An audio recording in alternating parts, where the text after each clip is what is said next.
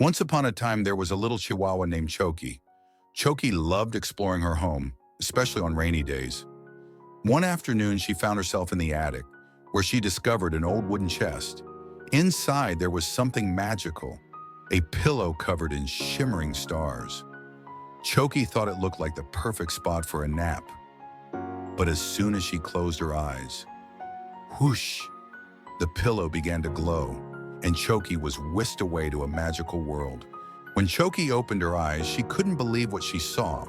She was in a magical world called the Starry Kingdom. The sky was filled with twinkling stars, and the ground sparkled like diamonds. Suddenly, a tiny glowing creature appeared. "Hi, I'm Twinkle," it said. Twinkle explained that the pillow was magical.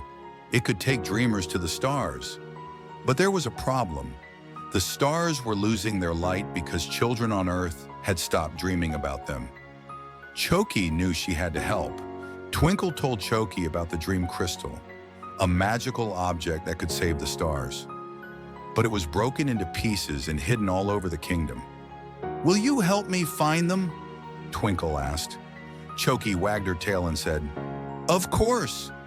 And so their adventure began. First, they had to cross the Forest of Wishes, where the trees whispered secrets and the path was filled with glowing fireflies. In the Forest of Wishes, Choki and Twinkle met the moonlit fox. "To get the crystal piece," the fox said, "you must solve my riddle." The riddle was tricky. "I shine bright but have no light. I'm in the sky but out of sight." "What am I?" Choki thought hard. "A star," she said.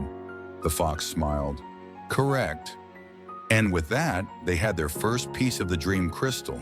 Their next stop was the River of Whispers.